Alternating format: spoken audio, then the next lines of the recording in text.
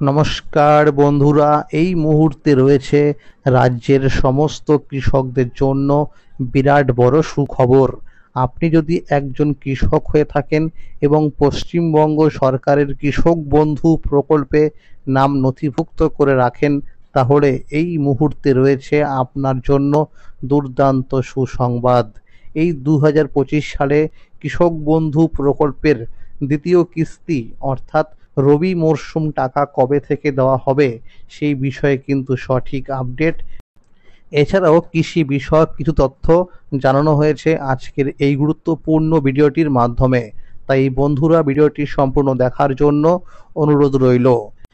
যে সমস্ত কৃষকরা এখনও পর্যন্ত চ্যানেলটিকে সাবস্ক্রাইব করেননি, অবশ্যই মনে করে চ্যানেলটিকে সাবস্ক্রাইব করে নেবেন, কারণ আমার এই চ্যানেলের মাধ্যমে প্রতিনিয়ত কৃষকদের জন্য বিভিন্ন সরকারি প্রকল্পের আপডেট দেওয়া হয়ে থাকে।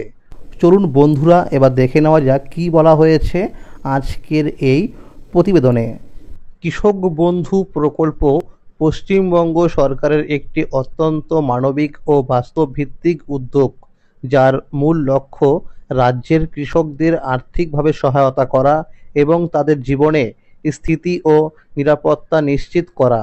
মুখ্যমন্ত্রী মমতা বন্দ্যোপাধ্যায়ের উদ্যোগে 2019 সালের 1 জানুয়ারি এই প্রকল্পের সূচনা হয়।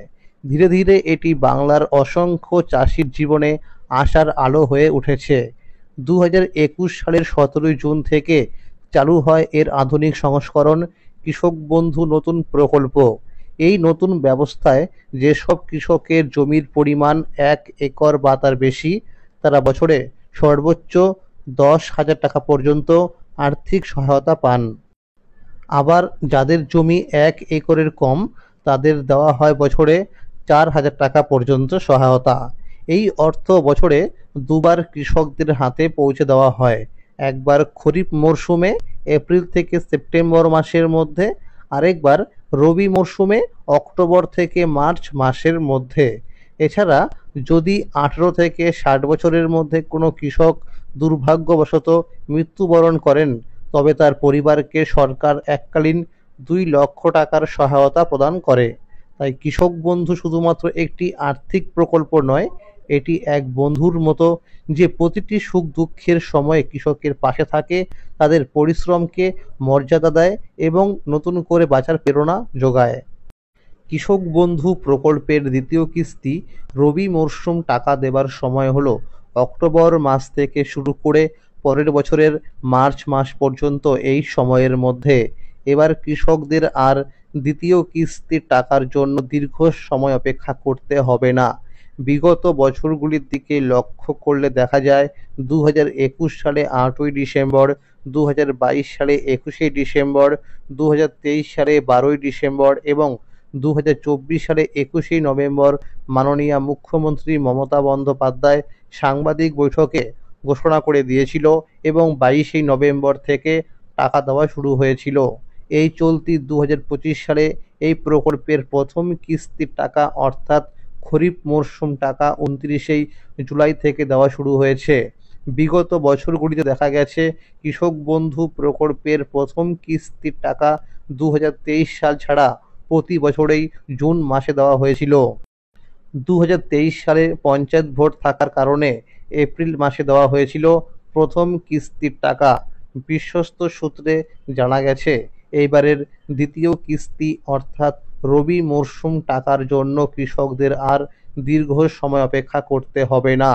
কোনো রকম ফাইনাল তারিখ না জানা গেলেও সম্ভাব্য জানা গেছে নভেম্বর মাসের দ্বিতীয় সপ্তাহের মধ্যে দ্বিতীয় কিস্তির টাকা দেওয়া হতে পারে। কৃষক বন্ধু প্রকল্পে আবারও নতুন করে আবেদন নেওয়া শুরু হয়েছে বিভিন্ন জেলায়। আপনার জেলায় নতুন করে আবেদন নেওয়া শুরু হয়েছে কি না তা জানতে নিকটবর্তী কৃষি অফিসে যোগাযোগ করতে হবে।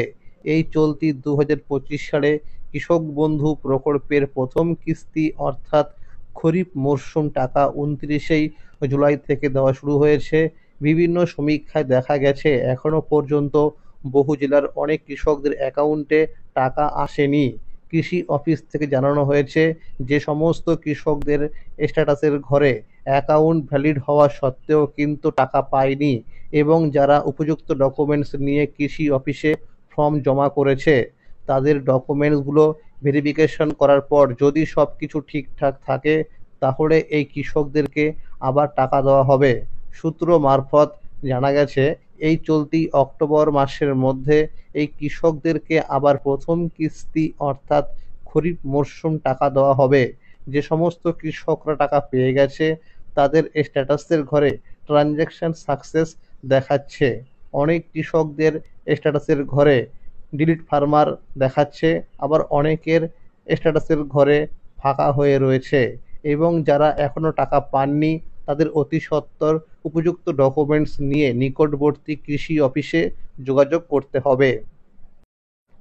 যে সমস্ত কৃষকরা কৃষক বন্ধু প্রকল্পে অন্তর্ভুক্ত আছেন তারা যখন ওয়েবসাইটে গিয়ে স্ট্যাটাস চেক করবেন তখন যদি আধার কার্ডের নম্বর দেখা না যায় তবে সেই কৃষকদের নিকটস্থ কৃষি অফিসে গিয়ে আধার লিঙ্ক করাতে হবে।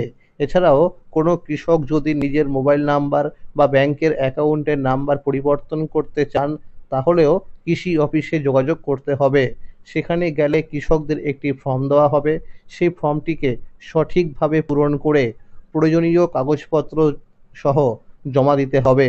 ফর্ম জমা করার প্রায় 7 দিনের মধ্যেই কৃষকের স্ট্যাটাসের ঘরে নতুন মোবাইল নাম্বার ও ব্যাংকের অ্যাকাউন্টের নাম্বার আপডেট হয়ে যাবে। উত্তরবঙ্গের ক্ষতিগ্রস্ত কৃষকদের পাশে রাজ্য সরকার, বাংলা শস্য বীমায় সবাইকে অন্তর্ভুক্তির নির্দেশ কৃষিমন্ত্রীর।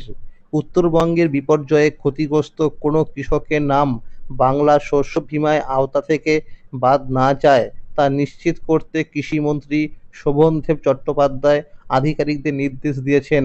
প্রয়োজনে বিপর্যস্ত এলাকার চাষিদের কাছে গিয়ে তাদের নাম তোলার পরামর্শ দিয়েছেন তিনি।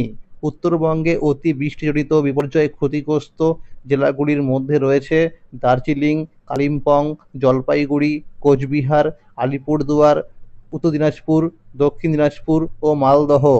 এই জেলাগুলির পরিস্থিতি ও বাংলা শস্য বীমা সহ চাষিদের বিপর্যয় পরবর্তী সহায়তা প্রদানের ব্যবস্থা নিয়ে শনিবার নবান্নে একটি পর্যালোচনা বৈঠক হয়।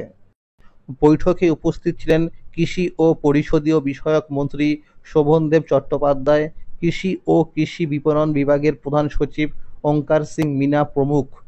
ভার্চুয়াল মাধ্যমে অংশ নেন পঞ্চায়েত মন্ত্রী প্রদীপ মজুমদার এবং ক্ষতিগ্রস্ত জেলাগুলির কৃষি অধিকর্তারা। বিপর্যয়ে যেসব চাষিদের শস্যের ক্ষতি হয়েছে তাদের সরকারের পক্ষ থেকে বিনামূল্যে ভুট্টা, ডাল ও সরষের বীজ দেওয়া হচ্ছে। শোভনদেব চট্টোপাধ্যায় বলেন, আমি আধিকারিকদের বলেছি সরাসরি চাষির কাছে যেতে হবে। বাংলা শস্য বীমা যাদের নাম অন্তর্ভুক্ত নেই তাদের নাম তুলতে হবে। ইতিমধ্যেই 42 লক্ষ চাষি নাম তুলেছেন, আরও অনেকেই নাম তুলবেন।